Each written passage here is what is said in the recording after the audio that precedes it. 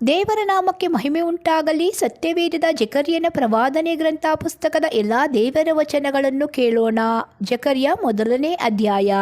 ದಾರ್ಯಾವೇಶನ ಆಳ್ವಿಕೆಯ 2ನೇ ವರ್ಷದ 8ನೇ ತಿಂಗಳಲ್ಲಿ ಯೆಹೋವನು ಇದ್ದೋವಿನ ಮೊಮ್ಮಗನೂ ಬೆರೆಕ್ಯನ ಮಗನೂ ಆದ ಜಕರ್ಯನೆಂಬ ಪ್ರವಾದಿಗೆ ಈ ವಾಕ್ಯವನ್ನು ದಯಪಾಲಿಸಿದನು. ಯೆಹೋವನು ನಿಮ್ಮ ಪಿತೃಗಳ ಮೇಲೆ ಬಹುಕೋಪಗೊಂಡಿದ್ದಾನೆ. ಆದ ಕಾರಣ ನೀನು ನಿನ್ನ ಜನರಿಗೆ ಹೀಗೆ ಹೇಳು, ಸೇನಾಧೀಶ್ವರ ಯೆಹೋವನು ಇಂತೆನ್ನುತ್ತಾನೆ, ನನ್ನ ಕಡೆಗೆ ಪುನಃ ತಿರುಗಿರಿ. ಇದು ಸೇನಾಧೀಶ್ವರ ಯೆಹೋವನ ನುಡಿ. ನಾನು ನಿಮ್ಮ ಕಡೆಗೆ ಪುನಃ ತಿರುಗುವೆನು.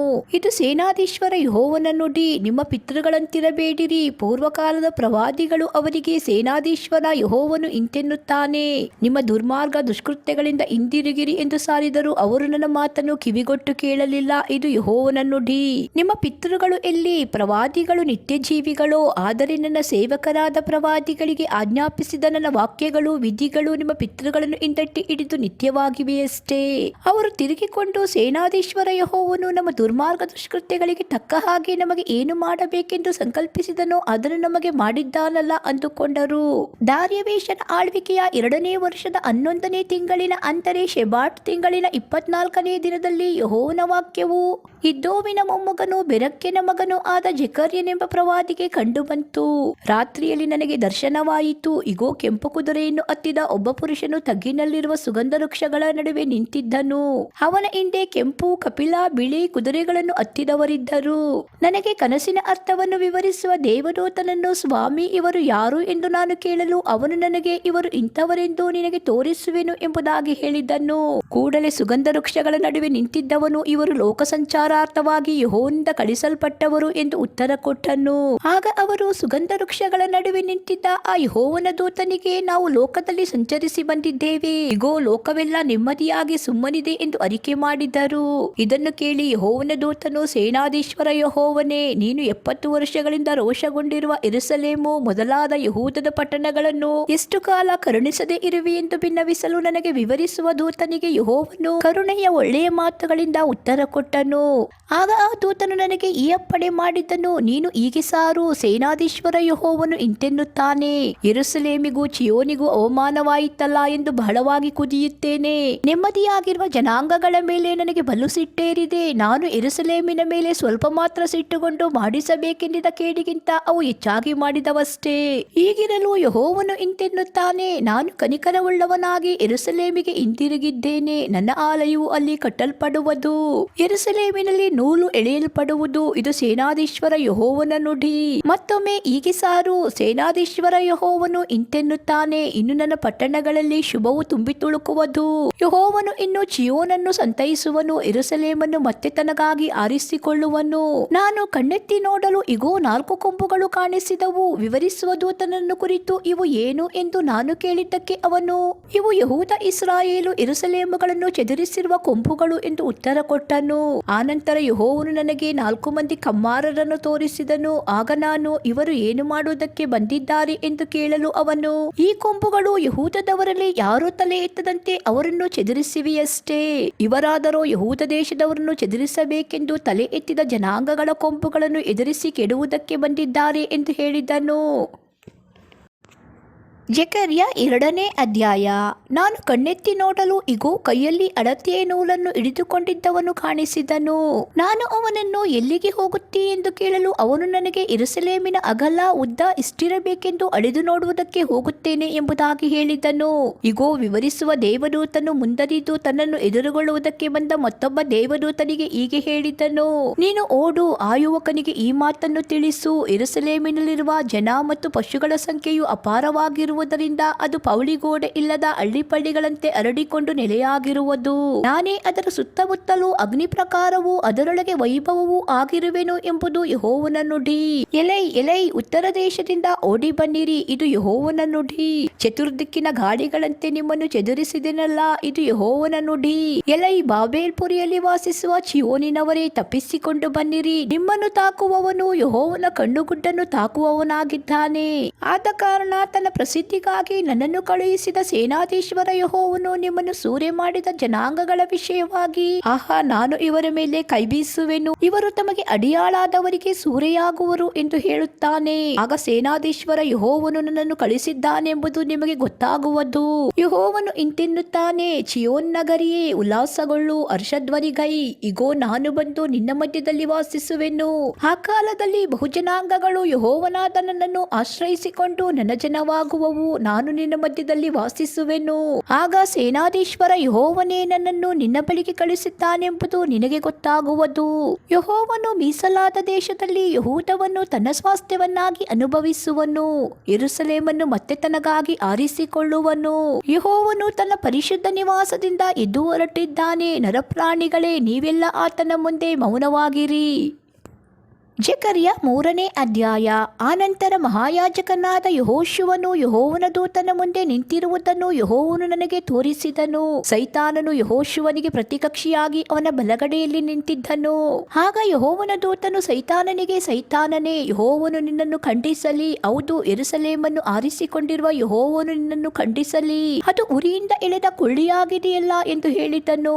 ಯೆಹೋಶುವನು ದೇವದೂತನ ಮುಂದೆ ಕೊಳೆಬಟ್ಟೆಯಾಗಿ ನಿಂತಿರಲು ದೇವದೂತನು ತನ್ನ ಸೇವಕ ಇವನ ಕೊಳೆಬಟ್ಟೆಗಳನ್ನು ತೆಗೆದು ಬಿಡಿರಿ ಎಂದು ಅಪ್ಪಣೆ ಕೊಟ್ಟು ಅವನಿಗೆ, ಇಗೋ ನಿನ್ನ ದೋಷವನ್ನು ನಿನ್ನಿಂದ ತೊಲಗಿಸಿದ್ದೇನೆ, ನಿನಗೆ ಶ್ರೇಷ್ಠ ವಸ್ತ್ರವನ್ನು ತೊಡಿಸುವೆನು ಎಂದು ಹೇಳಿದನು.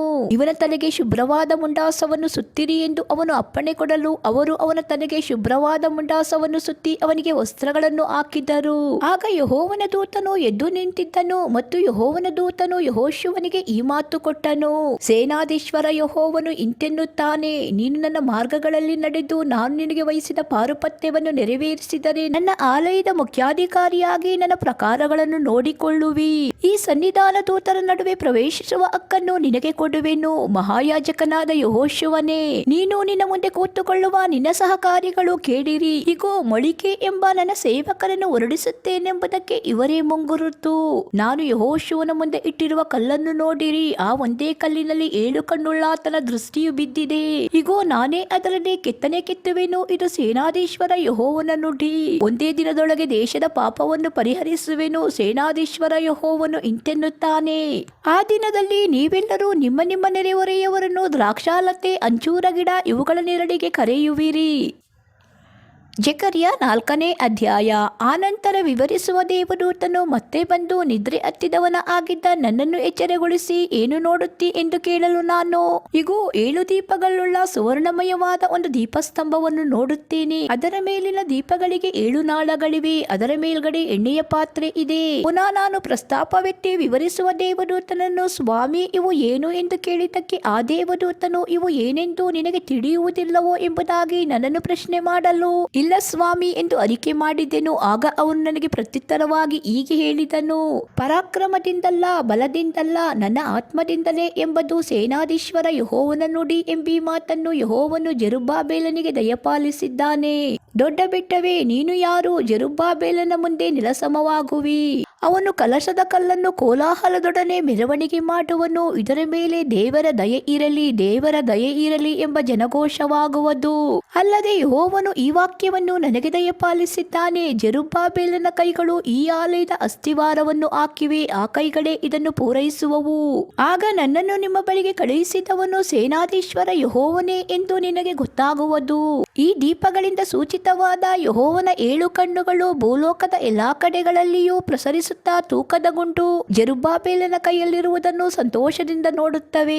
ಈಗಿರುವಲ್ಲಿ ಅಲ್ಪ ಕಾರ್ಯಗಳ ದಿನವನ್ನು ಯಾರು ತಿರಸ್ಕರಿಸಾರು? ಇದನ್ನು ಕೇಳಿ ನಾನು ದೇವದೂತನನ್ನು, ದೀಪಸ್ತಂಭದ ಎಡಬಲದಲ್ಲಿರುವ ಈ ಎಣ್ಣೆಯ ಮರಗಳು ಏನು ಎಂದು ಪ್ರಶ್ನೆ ಮಾಡಿ ಮತ್ತೆ ಅವನನ್ನು, ತಮ್ಮೊಳಗಿಂದ ಚಿನ್ನದಂತ ಎಣ್ಣೆಯನ್ನು ಪಾತ್ರೆಯಲ್ಲಿ ತುಂಬಿಸುವ 2 ಬಂಗಾರದ ನಾಳಗಳಿವೆಯಲ್ಲ, ಆ ನಾಳಗಳ ಬಾಯಿಗೆ ಸೇರಿರುವ 2 ಎಣ್ಣೆಕಾಯಿ ಗುತ್ತಿಗಳು ಏನು ಎಂದು ವಿಚಾರಿಸಿದ್ದಕ್ಕೆ ಅವನು, ಇವು ಏನೆಂದು ನಿನಗೆ ತಿಳಿಯುವುದಿಲ್ಲವೋ ಎಂಬುದಾಗಿ ನನ್ನನ್ನು ಕೇಳಲು, ಇಲ್ಲ ಸ್ವಾಮಿ ಎಂದು ಅರಿಕೆ ಮಾಡಿದೆನು.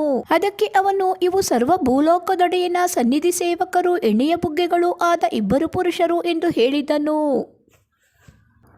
ಜೆಕರ್ಯ 5ನೇ ಅಧ್ಯಾಯ.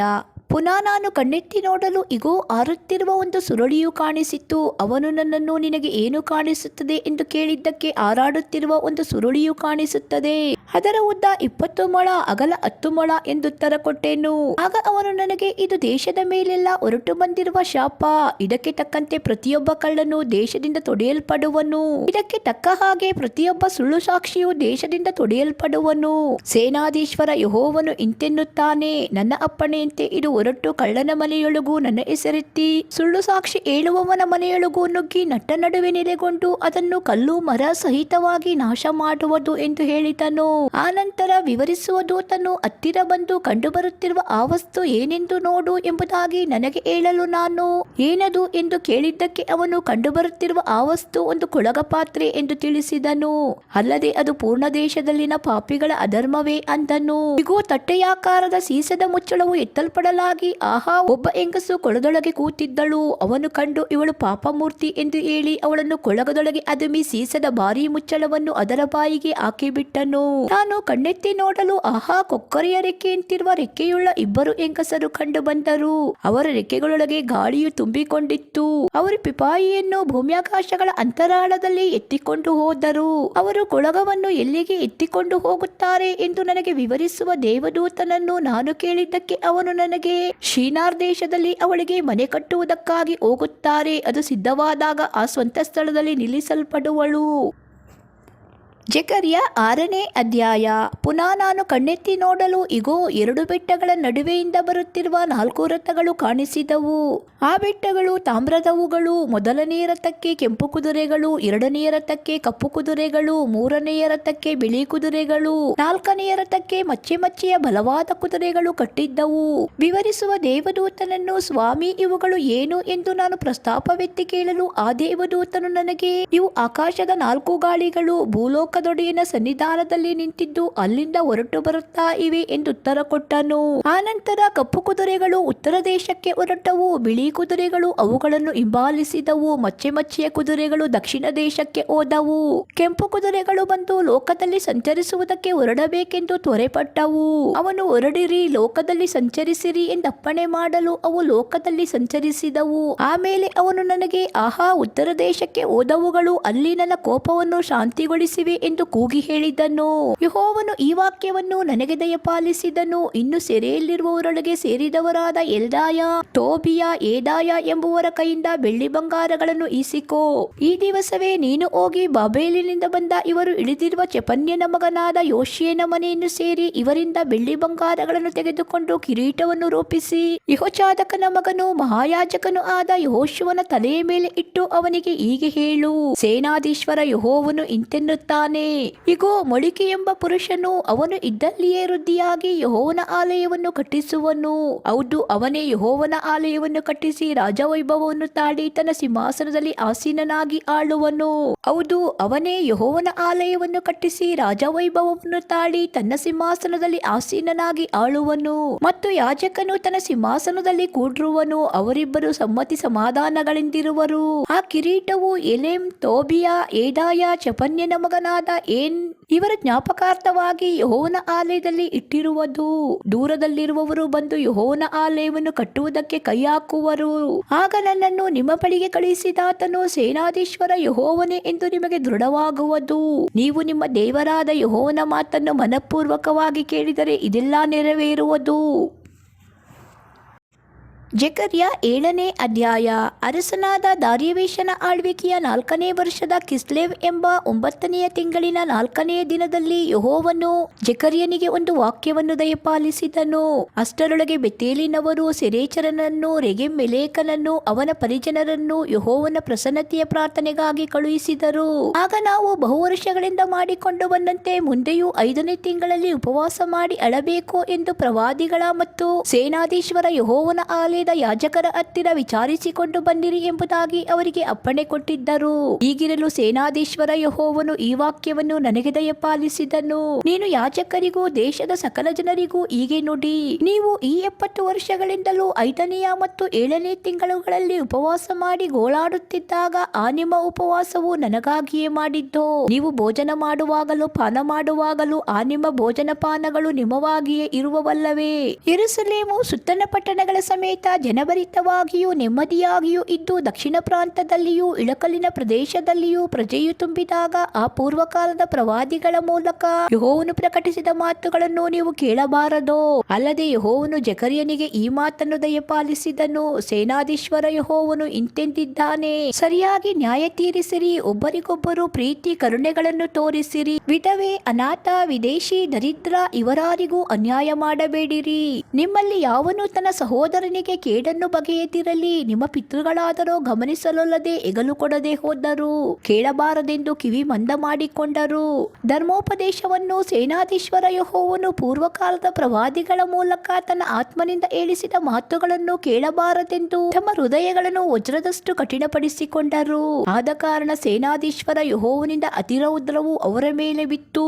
ಆಗ ಸೇನಾಧೀಶ್ವರ ಯೆಹೋವನು ಇಂತೆಂದನು, ನಾನು ಕೂಗಿದರೂ ಅವರು ಹೇಗೆ ಕೇಳಲಿಲ್ಲವೋ ಹಾಗೆ ಅವರು ಕೂಗಿದರೂ ನಾನು ಕೇಳುವುದಿಲ್ಲ. ಅವರು ನೋಡದ ಎಲ್ಲ ಜನಾಂಗಗಳ ಮಧ್ಯಕ್ಕೆ ಅವರನ್ನು ತೂರಿ ಬಿಡುವೆನು. ಯೆಹೋವನ ಈ ಮಾತಿನಂತೆ ಅವರು ಚದುರಿದ ಮೇಲೆ ದೇಶವು ಹಾಳಾಯಿತು. ಅದರಲ್ಲಿ ಯಾರೂ ಹೋಗುತ್ತಿರಲಿಲ್ಲ, ಬರುತ್ತಿರಲಿಲ್ಲ. ಆ ರಮ್ಯ ದೇಶವನ್ನು ಆಳುಗತಿಗೆ ತಂದರಷ್ಟೇ. ಜಕರ್ಯ 8ನೇ ಅಧ್ಯಾಯ. ಸೇನಾಧೀಶ್ವರ ಯೆಹೋವನು ಈ ವಾಕ್ಯವನ್ನು ನನಗೆ ದಯಪಾಲಿಸಿದನು. ಸೇನಾಧೀಶ್ವರ ಯೆಹೋವನು ಇಂತೆನ್ನುತ್ತಾನೆ, ಚೀಯೋನಿಗೆ ಅವಮಾನವಾಯಿತಲ್ಲ ಎಂದು ಬಹಳವಾಗಿ ಕುದಿಯುತ್ತೇನೆ, ಅತಿರೋಷಗೊಂಡು ಕುದಿಯುತ್ತೇನೆ. ಯೆಹೋವನು ಇಂತೆನ್ನುತ್ತಾನೆ, ನಾನು ಚೀಯೋನಿಗೆ ಹಿಂತಿರುಗಿದ್ದೇನೆ, ಯೆರೂಸಲೇಮಿನ ಮಧ್ಯದಲ್ಲಿ ವಾಸಿಸುವೆನು. ಆಗ ಯೆರೂಸಲೇಮು ಸುವರ್ಣ ನಗರಿ ಅನಿಸಿಕೊಳ್ಳುವುದು. ಸೇನಾಧೀಶ್ವರ ಯೆಹೋವನ ಪರ್ವತಕ್ಕೆ ಪರಿಶುದ್ಧ ಪರ್ವತವೆಂಬ ಹೆಸರು ಬರುವುದು. ಸೇನಾಧೀಶ್ವರ ಯೆಹೋವನು ಇಂತೆನ್ನುತ್ತಾನೆ, ಇನ್ನು ಮುಂದೆ ಯೆರೂಸಲೇಮಿನ ಚೌಕಗಳಲ್ಲಿ ಮುದುಕ ಮುದುಕಿಯರು ಕೂಡಿರುವರು. ಅತಿ ವೃದ್ಧಾಪ್ಯದ ನಿಮಿತ್ತ ಪ್ರತಿಯೊಬ್ಬ ಮುದುಕನ ಕೈಯಲ್ಲಿ ಊರುಗೋಲಿರುವುದು. ಆ ಪಟ್ಟಣದ ಚೌಕಗಳಲ್ಲಿ ಆಟವಾಡುವ ಬಾಲಕ ಬಾಲಕಿಯರು ತುಂಬಿಕೊಂಡಿರುವರು. ಸೇನಾಧೀಶ್ವರ ಯೆಹೋವನು ಇಂತೆನ್ನುತ್ತಾನೆ, ಆ ಕಾಲದ ಸ್ಥಿತಿಯು ಈ ಜನಶೇಷದವರ ದೃಷ್ಟಿಗೆ ಅತ್ಯಾಶ್ಚರ್ಯವಾದರೂ ನನ್ನ ದೃಷ್ಟಿಗೆ ಅತ್ಯಾಶ್ಚರ್ಯವೋ? ಇದು ಸೇನಾಧೀಶ್ವರ ಯೆಹೋವನ ನುಡಿ. ಸೇನಾಧೀಶ್ವರ ಯೆಹೋವನು ಇಂತೆನ್ನುತ್ತಾನೆ, ಇಗೋ, ನಾನು ನನ್ನ ಜನರನ್ನು ಮೂಡಣ ದೇಶದಿಂದಲೂ ಪಡುವಣ ದೇಶದಿಂದಲೂ ಪಾರು ಮಾಡಿ ಬರಗೊಳಿಸುವೆನು. ಅವರು ಯೆರೂಸಲೇಮಿನೊಳಗೆ ವಾಸವಾಗಿರುವರು. ಸತ್ಯಸಂಧತೆಯಿಂದಲೂ ಸದ್ಧರ್ಮದಿಂದಲೂ ಅವರು ನನಗೆ ಪ್ರಜೆಯಾಗಿರುವರು. ಹಾಗೆಯೇ ನಾನು ಅವರಿಗೆ ದೇವರಾಗಿರುವೆನು. ಸೇನಾಧೀಶ್ವರ ಯೆಹೋವನು ಇಂತೆನ್ನುತ್ತಾನೆ, ದೇವಾಲಯವನ್ನು ಕಟ್ಟುವ ಉದ್ದೇಶದಿಂದ ಸೇನಾಧೀಶ್ವರ ಯೆಹೋವನ ಆ ಮಂದಿರದ ಅಸ್ತಿವಾರವನ್ನು ಹಾಕಿದ ಕಾಲದಲ್ಲಿಯೂ ಇದ್ದ ಪ್ರವಾದಿಗಳ ಬಾಯಿಂದ ಈ ಮಾತುಗಳನ್ನು ಈಗ ಕೇಳುವವರೇ, ನಿಮ್ಮ ಕೈಗಳು ಬಲಗೊಳ್ಳಲಿ. ಆ ಕಾಲಕ್ಕೆ ಮುಂಚೆ ಮನುಷ್ಯನಿಗಾಗಲಿ ಪಶುವಿಗಾಗಲಿ ದುಡಿತದಿಂದ ಏನೂ ಜೀವನವಾಗುತ್ತಿರಲಿಲ್ಲ. ಹೋಗಿ ಬರುವವರಿಗೂ ಶತ್ರುಗಳ ದೆಸೆಯಿಂದ ಭಯವಿಲ್ಲದೆ ಇರಲಿಲ್ಲ. ಒಬ್ಬರನ್ನೊಬ್ಬರು ಎದುರಿಸುವಂತೆ ಎಲ್ಲರನ್ನು ಪ್ರೇರಿಸುತ್ತಿದ್ದೆನು. ಇಂದಿನಿಂದಲೂ ಈ ಜನಶೇಷದವರ ವಿಷಯದಲ್ಲಿ ನಾನು ಪೂರ್ವಕಾಲದಲ್ಲಿ ಇದ್ದಂತೆ ಇರೆನು. ಇದು ಸೇನಾಧೀಶ್ವರ ಯೆಹೋವನ ನುಡಿ. ನೆಮ್ಮದಿಯ ಬೆಳೆಯಾಗುವುದು, ದ್ರಾಕ್ಷಾಲತೆಯು ಹಣ್ಣು ಬಿಡುವುದು, ಭೂಮಿಯು ಧಾನ್ಯವನ್ನೀಯುವುದು, ಆಕಾಶವು ಇಬ್ಬನಿಯನ್ನು ಸುರಿಸುವುದು. ಈ ಜನಶೇಷದವರು ಇವುಗಳನ್ನೆಲ್ಲ ಅನುಭವಿಸುವಂತೆ ಅನುಗ್ರಹಿಸುವೆನು. ಯಹೂದ ಕುಲವೇ, ಇಸ್ರಾಯೇಲ್ ವಂಶವೇ, ನಿಮ್ಮ ಹೆಸರು ಹೇಗೆ ಜನಾಂಗಗಳಲ್ಲಿ ಶಾಪದ ಮಾತಾಗಿ ಸಲ್ಲುತ್ತಿತ್ತೋ ಹಾಗೆಯೇ ನಾನು ನಿಮ್ಮನ್ನು ರಕ್ಷಿಸಿದ ಮೇಲೆ ನಿಮ್ಮ ಹೆಸರು ಹರಕೆಯ ಮಾತಾಗಿ ಸಲ್ಲುವುದು. ಹೆದರಬೇಡಿರಿ, ನಿಮ್ಮ ಕೈಗಳು ಬಲಗೊಳ್ಳಲಿ. ಸೇನಾಧೀಶ್ವರ ಯೆಹೋವನು ಇಂತೆನ್ನುತ್ತಾನೆ, ನಿಮ್ಮ ಪಿತೃಗಳು ನನಗೆ ಸಿಟ್ಟೆಬ್ಬಿಸಿದಾಗ ನಿಮಗೆ ಕೇಡು ಮಾಡಬೇಕೆಂದು ನಾನು ನಿಷ್ಕರುಣಿಯಾಗಿ ಸಂಕಲ್ಪಿಸಿದಂತೆ ಈ ಕಾಲದಲ್ಲಿ ಯೆರೂಸಲೇಮಿಗೂ ಯಹೂದ ಕುಲಕ್ಕೂ ಮೇಲು ಮಾಡಬೇಕೆಂದು ಹೊಸ ಸಂಕಲ್ಪ ಮಾಡಿಕೊಂಡಿದ್ದೇನೆ. ಹೆದರಬೇಡಿರಿ, ಇದು ಸೇನಾಧೀಶ್ವರ ಯೆಹೋವನ ನುಡಿ. ನೀವು ಮಾಡಬೇಕಾದ ಕಾರ್ಯಗಳು ಇವೆ. ಪ್ರತಿಯೊಬ್ಬನು ತನ್ನ ನೆರೆಯವನ ಸಂಗಡ ನಿಜವನ್ನೇ ಆಡಲಿ. ನಿಮ್ಮ ಚಾವಡಿಗಳಲ್ಲಿ ಸತ್ಯವನ್ನು, ಸಮಾಧಾನಪ್ರದ ನ್ಯಾಯವನ್ನು ಸ್ಥಾಪಿಸಿರಿ. ನಿಮ್ಮಲ್ಲಿ ಯಾವನು ತನ್ನ ಹೃದಯದಲ್ಲಿ ನೆರೆಯವನಿಗೆ ಕೇಡನ್ನು ಬಗೆಯದಿರಲಿ. ಸುಳ್ಳು ಸಾಕ್ಷಿಗೆ ಎಂದೂ ಸಂತೋಷ ಪಡಬೇಡಿರಿ. ಇವುಗಳನ್ನೆಲ್ಲ ದ್ವೇಷಿಸುವನಾಗಿದ್ದೇನೆ. ಇದು ಯೆಹೋವನ ನುಡಿ. ಸೇನಾಧೀಶ್ವರ ಯೆಹೋವನು ಈ ಮಾತನ್ನು ನನಗೆ ದಯಪಾಲಿಸಿದನು. ಸೇನಾಧೀಶ್ವರ ಯೆಹೋವನು ಇಂತೆನ್ನುತ್ತಾನೆ, 4ನೇ ತಿಂಗಳಿನ ಉಪವಾಸ, 5ನೇ ತಿಂಗಳಿನ ಉಪವಾಸ, 7ನೇ ತಿಂಗಳಿನ ಉಪವಾಸ, 10ನೇ ತಿಂಗಳಿನ ಉಪವಾಸ ಇವು ಯಹೂದ ವಂಶಕ್ಕೆ ವಿಶೇಷವಾದ ಹಬ್ಬಗಳಾಗಿ ಹರ್ಷೋಲ್ಲಾಸಗಳನ್ನುಂಟು ಮಾಡುವವು. ಈಗಿರಲು ಸತ್ಯವನ್ನು ಸಮಾಧಾನವನ್ನು ಪ್ರೀತಿಸಿರಿ. ಸೇನಾಧೀಶ್ವರ ಯೆಹೋವನು ಇಂತೆನ್ನುತ್ತಾನೆ, ಇನ್ನು ಮುಂದೆ ಜನಾಂಗಗಳು ದೊಡ್ಡ ಪಟ್ಟಣಗಳ ನಿವಾಸಿಗಳು ಬರುವರು. ಒಂದು ಊರಿನವರು ಇನ್ನೊಂದೂರಿಗೆ ಹೋಗಿ ಯೆಹೋವನ ಪ್ರಸನ್ನತೆಯನ್ನು ಬೇಡುವುದಕ್ಕೂ ಸೇನಾಧೀಶ್ವರ ಯೆಹೋವನನ್ನು ಆಶ್ರಯಿಸುವುದಕ್ಕೂ ಹೋಗೋಣ ಬನ್ನಿರಿ, ನಾವು ಹೋಗುತ್ತೇವೆ ಎಂದು ಹೇಳುವರು. ಹೀಗೆ ಬಹುದೇಶಗಳವರು ಬಲವಾದ ಜನಾಂಗಗಳವರು ಯೆರೂಸಲೇಮಿನಲ್ಲಿ ಸೇನಾಧೀಶ್ವರ ಯೆಹೋವನನ್ನು ಆಶ್ರಯಿಸುವುದಕ್ಕೂ ಯೆಹೋವನ ಪ್ರಸನ್ನತೆಯನ್ನು ಬೇಡುವುದಕ್ಕೂ ಬರುವರು. ಸೇನಾಧೀಶ್ವರ ಯೆಹೋವನು ಇಂತೆನ್ನುತ್ತಾನೆ, ಆ ಕಾಲದಲ್ಲಿ ಜನಾಂಗಗಳ ವಿವಿಧ ಭಾಷೆಗಳವರಾದ 10 ಜನರು ಯೆಹೂದ್ಯನೊಬ್ಬನ ಸೆರಗನ್ನು ಹಿಡಿದುಕೊಂಡು ನಾವು ನಿಮ್ಮೊಂದಿಗೆ ಬರುವೆವು, ದೇವರು ನಿಮ್ಮ ಸಂಗಡ ಇದ್ದಾನೆಂಬ ಸುದ್ದಿಯು ನಮ್ಮ ಕಿವಿಗೆ ಬಿದ್ದಿದೆ ಎಂದು ಹೇಳುವರು. ಜೆಕರ್ಯ 9ನೇ ಅಧ್ಯಾಯ. ಯೆಹೋವನು ನುಡಿದ ದೈವೋಕ್ತಿಯು ಅದ್ರಾಗ್ ದೇಶದ ಮೇಲೆ ಬಿದ್ದಿದೆ, ದಮಸ್ಕವೇ ಅದಕ್ಕೆ ಈಡು. ಯೆಹೋವನು ನರವಂಶದ ಮೇಲೆ ಕಣ್ಣಿಟ್ಟಿದ್ದಾನೆ. ಹೌದು, ಇಸ್ರಾಯೇಲಿನ ಸಕಲ ಕುಲಗಳಲ್ಲಿಯೂ ದಮಸ್ಕದ ಪಕ್ಕದಲ್ಲಿನ ಆಮಾತಿನಲ್ಲಿಯೂ ಬಹುಜಾಣತನದವುಗಳು ಎಂದುಕೊಂಡಿರುವ ತೂರ್, ಚೀದೋನ್ ಪಟ್ಟಣಗಳಲ್ಲಿಯೂ ಕಣ್ಣಿಟ್ಟಿದ್ದಾನೆ. ತೂರ್ ಪಟ್ಟಣವು ಕೋಟೆಯನ್ನು ಕಟ್ಟಿಕೊಂಡು ಬೆಳ್ಳಿಯನ್ನು ಧೂಳಿನಂತೆಯೂ ಬಂಗಾರವನ್ನು ಬೀದಿಯ ಬದಿಯಂತೆಯೂ ರಾಶಿ ರಾಶಿ ಮಾಡಿಕೊಂಡಿದೆ. ಆಹಾ, ಕರ್ತನು ಅದರ ಆಸ್ತಿಯನ್ನು ಆಕ್ರಮಿಸಿ ಪೌಳಿಗೋಡೆಯನ್ನು ಸಮುದ್ರದೊಳಗೆ ಒಡೆದು ಹಾಕುವನು. ಪಟ್ಟಣವು ಬೆಂಕಿಗೆ ತುತ್ತಾಗುವುದು. ಅಷ್ಕೋಲೋನು ಇದನ್ನು ನೋಡಿ ಹೆದರುವುದು, ಗಾಜವೂ ಸಹ ಅತಿ ಸಂಕಟ ಪಡುವುದು. ಎಕ್ರೋನು ನಿರೀಕ್ಷೆಗೆಟ್ಟು ಬಹುವ್ಯತೆಗೆ ಒಳಗಾಗುವುದು, ಗಾಜಕ್ಕೆ ರಾಜನೇ ಇಲ್ಲವಾಗುವನು. ಅಷ್ಕೇಲೋನು ನಿರ್ಜನವಾಗುವುದು, ಅಷ್ಟೋದಿನಲ್ಲಿ ಮಿಶ್ರಜಾತಿಯವರು ವಾಸ ಮಾಡುವರು. ಹೀಗೆ ಫಿಲಿಷ್ಟಿಯದ ಗರ್ವವನ್ನು ಭಂಗಪಡಿಸುವೆನು, ಅವರು ಸವಿಯುವ ರಕ್ತವನ್ನು ಬಾಯೊಳಗಿಂದ ತೆಗೆದು ಬಿಡುವೆನು. ಅವರು ಕಚ್ಚುವ ಅಸಹ್ಯ ಪದಾರ್ಥಗಳನ್ನು ಹಲ್ಲುಗಳ ಮಧ್ಯದಿಂದ ಕಿತ್ತು ಹಾಕುವೆನು. ಅವರು ಇಸ್ರಾಯೇಲಿನ ದೇವರಿಗೆ ಶೇಷಜನವಾಗಿ ನಿಲ್ಲುವರು. ಯಹೂದದಲ್ಲಿಯೂ ಕುಲಪಾಲಕನಂತಿರುವರು. ಎಕ್ರೋನಿನವರು ಯೆಬೂಸ್ಯರ ಆಗಿರುವರು. ಯಾರೂ ಹಾದು ಹೋಗಿ ಬಾರದಂತೆ ನನ್ನ ಆಲಯದ ಸುತ್ತಲೂ ಪಾಳೆಯ ಹಾಕಿ ಕಾವಲಾಗಿರುವೆನು. ಇನ್ನು ಮುಂದೆ ಯಾವ ಬಾಧಕನು ನನ್ನ ಜನರ ಮೇಲೆ ಬೀಳನು, ಏಕೆಂದರೆ ಈಗ ನಾನು ಕಣ್ಣಿಟ್ಟು ನೋಡುತ್ತಿದ್ದೇನೆ. ಚಿಯೋನ್ ನಗರಿಯೇ, ಬಹು ಸಂತೋಷ ಪಡು. ಯೆರೂಸಲೇಮ್ ಪುರಿಯೇ, ಹರ್ಷಧ್ವನಿಗೈ. ನೋಡು, ನಿನ್ನ ಅರಸು ನಿನ್ನ ಬಳಿಗೆ ಬರುತ್ತಾನೆ. ಆತನು ನ್ಯಾಯವಂತನು, ಸುರಕ್ಷಿತನು, ಶಾಂತ ಗುಣವುಳ್ಳವನಾಗಿಯೂ ಕತ್ತೆಯನ್ನು, ಹೌದು, ಪ್ರಾಯದ ಕತ್ತೆ ಮರಿಯನ್ನು ಹತ್ತಿದವನಾಗಿಯೂ ಬರುತ್ತಾನೆ. ನಾನು ಎಫ್ರಾಯಿಮಿನ ರಥಬಲವನ್ನು, ಯೆರೂಸಲೇಮಿನ ಅಶ್ವಬಲವನ್ನು ನಿಶ್ಶೇಷ ಮಾಡುವೆನು. ಯುದ್ಧದ ಬಿಲ್ಲು ಇಲ್ಲವಾಗುವುದು. ಆತನು ಕೊಡುವ ಅಪ್ಪಣೆಯು ಜನಾಂಗಗಳಿಗೆ ಸಮಾಧಾನಕರವಾಗಿರುವುದು.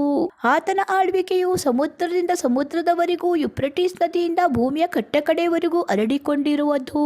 ನನ್ನ ಜನವೇ, ನೀನು ಒಡಂಬಡಿಕೆ ಮಾಡಿಕೊಂಡಾಗ ಸುರಿಸಿದ ರಕ್ತವನ್ನು ನಾನು ಸ್ಮರಿಸಿ, ಸೆರೆಯಾಗಿರುವ ನಿನ್ನವರನ್ನು ನೀರಿಲ್ಲದ ಆ ಬಾವಿಯೊಳಗಿಂದ ಬರಮಾಡುವೆನು. ಸುನಿರೀಕ್ಷೆಯುಂಟಾದ ಸೆರೆಯವರೇ, ನಿಮ್ಮ ದುರ್ಗಕ್ಕೆ ಹಿಂದಿರುಗಿರಿ, ನಿಮಗೆ 2ರಷ್ಟು ಸುಖವನ್ನು ದಯಪಾಲಿಸುವೆನು ಎಂದು ಈಗಲೂ ಪ್ರಕಟಿಸುತ್ತೇನೆ. ಯಹೂದವೆಂಬ ಬಿಲ್ಲನ್ನು ಬೊಗಿಸಿಕೊಂಡಿದ್ದೇನೆ, ಅದರಲ್ಲಿ ಎಫ್ರಾಯೀಮನ್ನು ಹೂಡಿದ್ದೇನೆ. ಚಿಯೋನೇ, ನಾನು ನಿನ್ನ ಸಂತಾನವನ್ನು ಗ್ರೀಕ್ ಸಂತಾನಕ್ಕೆ ವಿರುದ್ಧವಾಗಿ ಎಬ್ಬಿಸಿ ನಿನ್ನನ್ನು ಶೂರನ ಕತ್ತಿಯನ್ನಾಗಿ ಮಾಡುವೆನು. ಯೆಹೋವನು ಸ್ವಜನರಿಗಾಗಿ ಅವರ ಮೇಲ್ಗಡೆ ಕಾಣಿಸಿಕೊಳ್ಳುವನು. ಆತನ ಬಾಣವು ಸಿಡಿಲಿನಂತೆ ಆರುವುದು. ಕರ್ತನಾದ ಯೆಹೋವನು ತುತ್ತೂರಿಯನ್ನೂದಿ ದಕ್ಷಿಣ ಪ್ರಾಂತದ ಬಿರುಗಾಳಿಗಳೊಡನೆ ನುಗ್ಗುವನು. ಸೇನಾಧೀಶ್ವರ ಯೆಹೋವನು ತನ್ನ ಜನರನ್ನು ಕಾಪಾಡುವನು. ಅವರು ಶತ್ರುಗಳನ್ನು ನುಂಗಿಬಿಡುವರು, ಕವಣೆಯ ಕಲ್ಲುಗಳನ್ನು ತುಳಿದು ಹಾಕುವರು. ರಕ್ತವನ್ನು ಕುಡಿದು ಅಮಲೇರಿದವರಾಗಿ ಬೋರ್ಗರೆಯುವರು. ಬೋಗುಣಿಗಳಂತೆಯೂ ಯಜ್ಞವೇದಿಯ ಮೂಲೆಗಳ ಹಾಗೂ ರಕ್ತಪೂರ್ಣರಾಗಿರುವರು. ಆ ದಿನದಲ್ಲಿ ಅವರ ದೇವರಾದ ಯೆಹೋವನು ಅವರನ್ನು ತನ್ನ ಹಿಂಡಾಗಿರುವ ಜನರೆಂದು ರಕ್ಷಿಸುವನು. ಅವರು ಕಿರೀಟದಲ್ಲಿನ ರತ್ನಗಳಂತೆ ತಮ್ಮ ದೇಶದಲ್ಲಿ ತಳತಳಿಸುವರು. ಆಹಾ, ಅವರ ಸೌಖ್ಯವೆಷ್ಟು, ಅವರ ಸೌಂದರ್ಯವೆಷ್ಟು. ಧಾನ್ಯವು ಯುವಕರನ್ನು, ದ್ರಾಕ್ಷಾರಸವು ಯುವತಿಯರನ್ನು ಪುಷ್ಟಿಗೊಳಿಸುವುದು. ಜೆಕರ್ಯ 10ನೇ ಅಧ್ಯಾಯ. ಮಳೆಯಾಗುವಂತೆ ಹಿಂಗಾರಿನಲ್ಲಿ ಯೆಹೋವನನ್ನು ಬೇಡಿಕೊಳ್ಳಿರಿ. ಯೆಹೋವನೇ ಮಿಂಚುಗಳನ್ನು ಉಂಟು ಮಾಡುತ್ತಾನೆ, ಮನುಷ್ಯರಿಗೆ ಸಮೃದ್ಧಿಯಾದ ಮಳೆಯನ್ನು ದಯಪಾಲಿಸುತ್ತಾನೆ, ಎಲ್ಲರಿಗೂ ಹೊಲದ ಪೈರನ್ನು ಅನುಗ್ರಹಿಸುತ್ತಾನೆ. ವಿಗ್ರಹಗಳು ನುಡಿಯುವುದು ಜೊಳ್ಳು, ಕಣಿಯವರು ಕಾಣುವುದು ಸುಳ್ಳು, ತಿಳಿಸುವ ಕನಸುಗಳು ಕಲ್ಪಿತ, ಹೇಳುವ ಸಮಾಧಾನವು ವ್ಯರ್ಥ. ಆದ್ದರಿಂದ ನನ್ನ ಜನರು ದಿಕ್ಕುಪಾಲಾಗಿದ್ದಾರೆ, ಕುರುಬನು ಇಲ್ಲದ ಕಾರಣ ಬಾಧೆಗೆ ಒಳಗಾಗಿದ್ದಾರೆ. ನನ್ನ ಕೋಪವು ಕುರುಬರ ಮೇಲೆ ಧಗಧಗಿಸುತ್ತದೆ. ನಾನು ಓತಗಳನ್ನು ದಂಡಿಸುವೆನು. ಸೇನಾಧೀಶ್ವರ ಯೆಹೋವನು ತನ್ನ ಮಂದೆಯಾದ ಯಹೂದ ವಂಶವನ್ನು ಪರಾಂಬರಿಸಿ ಘನವಾದ ಯುದ್ಧಾಶ್ವವನ್ನಾಗಿ ಮಾಡಿಕೊಳ್ಳುವನು. ಆ ವಂಶದಿಂದ ಮೂಲೆಗಲ್ಲು, ಆ ವಂಶದಿಂದ ಮೊಳೆ, ಆ ವಂಶದಿಂದ ಯುದ್ಧದ ಬಿಲ್ಲು, ಅಂತೂ ಆ ವಂಶದೊಳಗಿಂದ ಸಕಲ ಅಧಿಕಾರಿಗಳು ಉಂಟಾಗುವರು. ಇವರು ವೀರರಾಗಿ ರಣದೊಳಗೆ ಶತ್ರುಗಳನ್ನು ಬೀದಿಗಳ ಕೆಸರಿನಲ್ಲಿ ತುಳಿದು ಬಿಡುವರು. ಯೆಹೋವನು ತಮ್ಮ ಸಂಗಡ ಇದ್ದಾನೆಂದು ಯುದ್ಧ ಮಾಡುವರು. ಎದುರಿಸುವ ಸವಾರರು ಭಂಗಪಡುವರು. ನಾನು ಯಹೂದ ವಂಶವನ್ನು ಬಲಗೊಳಿಸಿ ಯೋಸೇಫ ವಂಶವನ್ನು ಉದ್ಧರಿಸುವೆನು. ನನ್ನ ಕನಿಕರವು ಅವರ ಮೇಲೆ ಇರುವುದರಿಂದ ಅವರನ್ನು ಹಿಂದಕ್ಕೆ ಬರಮಾಡುವೆನು. ಆಗ ನಾನು ಅವರನ್ನು ತಳ್ಳಿಬಿಟ್ಟದ್ದು ಇಲ್ಲದಂತಾಗುವುದು. ನಾನು ಅವರ ದೇವರಾದ ಯೆಹೋವನಾಗಿದ್ದೇನಲ್ಲ, ಅವರ ಮೊರೆಯನ್ನು ಲಾಲಿಸುವೆನು. ಎಫ್ರಾಯೀಮ್ಯರು ಶೂರನಂತಿರುವರು. ದ್ರಾಕ್ಷಾರಸ ಕುಡಿದಂತೆ ಅವರ ಮನಸ್ಸು ಉತ್ಸಾಹಗೊಳ್ಳುವುದು. ಅವರ ಸಂತಾನದವರು ಇದನ್ನು ನೋಡಿ ಸಂತೋಷ ಪಡುವರು. ಅವರ ಹೃದಯವು ಯೆಹೋವನಲ್ಲಿ ಆನಂದಿಸುವುದು. ನಾನು ಅವರನ್ನು ಸಿಳ್ಳು ಹಾಕಿ ಕರೆದು ಕೂಡಿಸುವೆನು. ಅವರನ್ನು ವಿಮೋಚಿಸಿದ್ದೇನಲ್ಲ, ಅವರು ಹಿಂದೆ ವೃದ್ಧಿಯಾದಂತೆ ಮುಂದೆಯೂ ವೃದ್ಧಿಯಾಗುವರು. ನಾನು ಅವರನ್ನು ಜನಾಂಗಗಳೊಳಗೆ ಚೆಲ್ಲಿದರು. ಅವರು ದೂರದೇಶಗಳಲ್ಲಿ ನನ್ನನ್ನು ಸ್ಮರಿಸಿಕೊಂಡು ಸಂತಾನ ಸಮೇತವಾಗಿ ಬದುಕಿ ಬಾಳಿ ಹಿಂತಿರುಗಿ ಬರುವರು. ನಾನು ಅವರನ್ನು ಐಗುಪ್ತ ದೇಶದೊಳಗಿಂದ ಹಿಂದಕ್ಕೆ ಕರೆತರುವೆನು. ಅಶೂರದಿಂದ ಕೂಡಿಸುವೆನು. ಗೀಲ್ಯಾದು, ಲೆಬನೋನುಗಳ ಪ್ರಾಂತ್ಯಕ್ಕೆ ಬರಮಾಡುವೆನು. ಅವರಿಗೆ ಸಾಕಾದಷ್ಟು ಸ್ಥಳ ಸಿಕ್ಕದು. ಅವರು ಕಷ್ಟವೆಂಬ ಕಡಲನ್ನು ದಾಟಿ ಬರುವರು. ಅಲ್ಲೋಲ ಕಲ್ಲೋಲವಾದ ಸಮುದ್ರವನ್ನು ಛೇದಿಸಿ ಬಿಡುವರು. ನೈಲ್ ನದಿಯೆಲ್ಲ ತಳದ ತನಕ ಒಣಗುವುದು. ಅಶೂರದ ಗರ್ವವು ತಗ್ಗಿಸಲ್ಪಡುವುದು. ಐಗುಪ್ತದ ರಾಜದಂಡವು ತಪ್ಪಿ ಹೋಗುವುದು. ಅವರು ಯೆಹೋವನಲ್ಲಿ ಬಲಗೊಳ್ಳುವರು. ಆತನ ಹೆಸರಿನಲ್ಲಿ ನಡೆದುಕೊಳ್ಳುವರು. ಇದು ಯೆಹೋವನ ನುಡಿ. ಜೆಕರ್ಯ 11ನೇ ಅಧ್ಯಾಯ. ಲೆಬನೋನೇ, ನಿನ್ನ ಬಾಗಿಲುಗಳನ್ನು ತೆರೆ. ಬೆಂಕಿಯು ನಿನ್ನ ದೇವದಾರುಗಳನ್ನು ನುಂಗಲಿ. ತುರಾಯಿ ಮರವೇ, ಗೋಳಾಡು. ದೇವದಾರು ಬಿದ್ದಿದೆ, ಶ್ರೇಷ್ಠ ವೃಕ್ಷಗಳು ನಾಶವಾಗಿವೆ. ಬಾಷಾನಿನ ಅಲ್ಲೋನ್ ಮರಗಳೇ, ಕಿರಚಿರಿ. ನುಗ್ಗಲಾಗದವನವು ಉರುಳಿದೆ. ಆಹಾ, ಕುರುಬರು ಗೋಳಾಡುತ್ತಾರೆ. ಅವರ ಅತಿಶಯದ ಕಾವಲು ಹಾಳಾಗಿದೆ. ಇಗೋ, ಪ್ರಾಯದ ಸಿಂಹಗಳು ಗರ್ಜಿಸುತ್ತವೆ. ಯೋರ್ದಾನಿನ ದಟ್ಟಡವಿಯು ಪಾಳಾಗಿದೆ. ನನ್ನ ದೇವರಾದ ಯೆಹೋವನು ಹೀಗೆ ಅಪ್ಪಣೆ ಕೊಟ್ಟನು. ಕೊಯ್ಗುರಿಗಳ ಮಂದೆಯನ್ನು ಕಾಯಿ. ಕೊಂಡುಕೊಳ್ಳುವವರು ಅವುಗಳನ್ನು ಕೊಯ್ದರೂ ನಿರ್ದೋಷಿಗಳೆನಿಸಿಕೊಳ್ಳುವರು. ಮಾರುವವರು ಯೆಹೋವನಿಗೆ ಸ್ತೋತ್ರವಾಗಲಿ, ಧನವಂತರಾದೆವು ಅಂದುಕೊಳ್ಳುವರು. ಆ ಮಂದೆಯ ಕುರುಬರಾದರೂ ಅವುಗಳನ್ನು ಕರುಣಿಸರಲ್ಲ. ಯೆಹೋವನು ಇಂತೆನ್ನುತ್ತಾನೆ, ನಾನು ಲೋಕನಿವಾಸಿಗಳನ್ನು ಇನ್ನೂ ಕರುಣಿಸೆನು. ಇಗೋ, ಪ್ರತಿಯೊಬ್ಬನನ್ನು ತನ್ನ ತನ್ನ ನೆರೆಯವನ ಕೈಗೂ ಅರಸನ ಕೈಗೂ ಒಪ್ಪಿಸುವೆನು. ಆ ಬಲಿಷ್ಠರು ಲೋಕವನ್ನು ಪುಡಿ ಪುಡಿ ಮಾಡುವರು. ಅವರ ಕೈಗೆ ಸಿಕ್ಕಿದವರನ್ನು ಉದ್ಧರಿಸೆನು. ಆಗ ನಾನು ದೀನಾವಸ್ಥೆಯಲ್ಲಿದ್ದ ಆ ಕೊಯ್ಗುರಿಗಳ ಮಂದೆಯನ್ನು ಮೇಯಿಸಿದೆನು. 2 ಕೋಲುಗಳನ್ನು ತೆಗೆದುಕೊಂಡು ಒಂದಕ್ಕೆ ಕನಿಕರವೆಂತಲೂ ಇನ್ನೊಂದಕ್ಕೆ ಒಗ್ಗಟ್ಟೆಂತಲೂ ಹೆಸರಿಟ್ಟು ಅವುಗಳಿಂದ ಮಂದೆಯನ್ನು ಮೇಯಿಸಿದೆನು. ಒಂದೇ ತಿಂಗಳೊಳಗೆ 3 ಕುರುಬರನ್ನು ಅಡಗಿಸಿಬಿಟ್ಟೆನು. ಆನಂತರ ನನಗೆ ಕುರಿಗಳ ವಿಷಯವಾಗಿ ತಾಳ್ಮೆ ತಪ್ಪಿತು. ಅವು ನನಗೆ ಬೇಸರಗೊಂಡವು. ಆಗ ನಾನು ನಿಮ್ಮನ್ನು ಮೇಯಿಸೆನು. ಸಾಯುವುದು ಸಾಯಲಿ, ಹಾಳಾಗುವುದು ಹಾಳಾಗಲಿ, ಉಳಿದವುಗಳು ಒಂದರ ಮಾಂಸವನ್ನೊಂದು ತಿನ್ನಲಿ ಅಂದುಕೊಂಡು ನಾನು ಎಲ್ಲಾ ಜನಾಂಗಗಳೊಂದಿಗೆ ಮಾಡಿಕೊಂಡಿದ್ದ ಒಡಂಬಡಿಕೆಯನ್ನು ಭಂಗಪಡಿಸಬೇಕೆಂದು ಕನಿಕರವೆಂಬ ನನ್ನ ಕೋಲನ್ನು ತೆಗೆದು ಕತ್ತರಿಸಿ ಬಿಟ್ಟೆನು. ಆಗಲೇ ಮುರಿದು ಹೋಯಿತು. ಇದರಿಂದ ಆ ದೀನವಾದ ಮಂದೆಯಲ್ಲಿ ನನ್ನನ್ನು ರಕ್ಷಿಸುತ್ತಿದ್ದ ಕುರಿಗಳು ಇದು ಯೆಹೋವನ ನುಡಿ ಎಂದು ತಿಳುಕೊಂಡವು.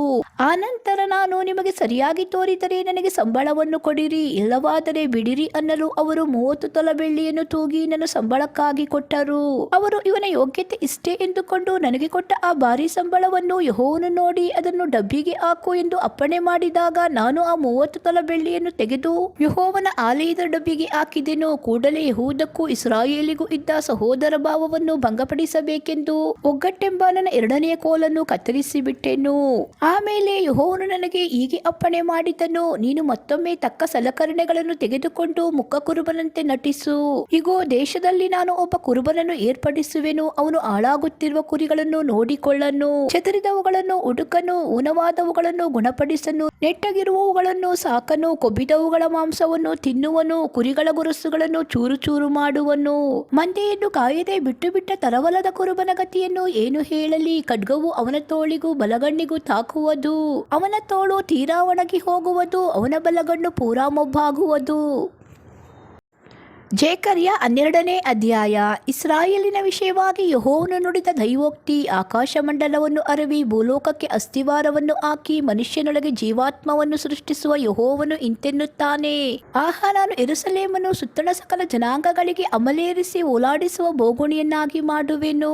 ಯೆರೂಸಲೇಮಿಗೆ ಮುತ್ತಿಗೆ ಹಾಕುವಾಗ ಯೆಹೂದಕ್ಕೂ ಇಕ್ಕಟ್ಟಾಗುವುದು. ಆ ದಿನದಲ್ಲಿ ನಾನು ಯೆರೂಸಲೇಮನ್ನು ಸಮಸ್ತ ಜನಗಳಿಗೂ ಭಾರೀ ಬಂಡೆಯನ್ನಾಗಿ ಮಾಡುವೆನು. ಅದನ್ನೆತ್ತುವವರೆಲ್ಲರಿಗೂ ಕಡುಗಾಯವಾಗುವುದು. ಲೋಕದ ಸಕಲ ರಾಜ್ಯಗಳು ಅದನ್ನೆತ್ತಿ ಹಾಕಲು ಕೂಡಿ ಬರುವವು. ಯೆಹೋವನು ಇಂತೆನ್ನುತ್ತಾನೆ. ಆ ದಿನದಲ್ಲಿ ನಾನು ಎಲ್ಲಾ ಕುದುರೆಗಳಿಗೆ ತಬ್ಬಿಬ್ಬನ್ನು ಉಂಟು ಮಾಡುವೆನು, ಸವಾರರನ್ನು ಭ್ರಮೆಗೊಳಿಸುವೆನು. ಯೆಹೂದ ವಂಶವನ್ನು ಕಟಾಕ್ಷಿಸಿ ಜನಾಂಗಗಳ ಅಶ್ವಗಳನ್ನೆಲ್ಲ ಕುರುಡು ಮಾಡುವೆನು. ಆಗ ಯೆಹೂದದ ಕುಲಪತಿಗಳು ಮನಸ್ಸಿನೊಳಗೆ, ಯೆರೂಸಲೇಮಿನವರು ತಮ್ಮ ದೇವರು ಸೇನಾಧೀಶ್ವರನು ಆದ ಯೆಹೋವನಲ್ಲಿ ಬಲಗೊಂಡು ನಮಗೆ ತ್ರಾಣವಾಗಿದ್ದಾರೆ ಅಂದುಕೊಳ್ಳುವರು. ಆ ದಿನದಲ್ಲಿ ನಾನು ಯೆಹೂದದ ಕುಲಪತಿಗಳನ್ನು ಸೌದೆಯ ಮಧ್ಯದಲ್ಲಿನ ಅಗ್ಗಿಷ್ಟಿಕೆಯನ್ನಾಗಿಯೂ ಸಿವುಡುಗಳ ನಡುವಣ ಪಂಚನ್ನಾಗಿಯೂ ಮಾಡುವೆನು. ಅವರು ಸುತ್ತಣ ಜನಾಂಗಗಳನ್ನೆಲ್ಲ ಎಡಬಲಗಳಲ್ಲಿ ನುಂಗಿ ಬಿಡುವರು. ಯೆರೂಸಲೇಮಿನವರು ತಮ್ಮ ಸ್ಥಳವಾದ ಯೆರೂಸಲೇಮಿನಲ್ಲೇ ಇನ್ನು ವಾಸಿಸುವರು. ದಾವೀದ ವಂಶದವರ ಮಹಿಮೆಯು ಯೆರೂಸಲೇಮಿನವರ ಮಹಿಮೆಯು ಯೆಹೂದದ ಮಹಿಮೆಯನ್ನು ಮೀರದಂತೆ ಯೆಹೋವನು ಯೆಹೂದದ ಪಾಳೆಯಗಳಿಗೆ ಮೊದಲು ಜಯವನ್ನುಂಟು ಮಾಡುವನು. ಆ ದಿನದಲ್ಲಿ ಯೆಹೋವನು ಯೆರೂಸಲೇಮಿನವರನ್ನು ಸುತ್ತಲೂ ಕಾಪಾಡುವನು. ಅವರೊಳಗಿನ ಈಗಿನ ಕುಂಟನು ಆ ದಿನದಲ್ಲಿ ದಾವೀದನಂತಿರುವನು. ದಾವೀದ ವಂಶವು ದೇವರಂತೆ ಯೆಹೋವನ ದೂತನ ಹಾಗೆ ಅವರಿಗೆ ಮುಂದಾಳಾಗುವುದು. ಯೆರೂಸಲೇಮಿನ ಮೇಲೆ ಬೀಳುವ ಎಲ್ಲಾ ಜನಾಂಗಗಳ ಧ್ವಂಸಕ್ಕೆ ಆ ದಿನದಲ್ಲಿ ಕೈಹಾಕುವೆನು. ದಾವೀದ ವಂಶದವರಲ್ಲಿಯೂ ಯೆರೂಸಲೇಮಿನವರಲ್ಲಿಯೂ ದೇವರ ದಯೆಯನ್ನು ಹಂಬಲಿಸಿ ಬೇಡುವ ಭಾವವನ್ನು ಸುರಿಸುವೆನು. ತಾವು ಇರಿದವನನ್ನು ದಿಟ್ಟಿಸಿ ನೋಡುವರು. ಇದ್ದೊಬ್ಬ ಮಗನನ್ನು ಕಳೆದುಕೊಂಡಂತೆ ಅವನಿಗಾಗಿ ಗೋಳಾಡುವರು. ಚೊಚ್ಚಲ ಮಗನ ವಿಯೋಗಕ್ಕೋಸ್ಕರ ದುಃಖಪಟ್ಟಂತೆ ಅವನಿಗಾಗಿ ದುಃಖಿಸುವರು.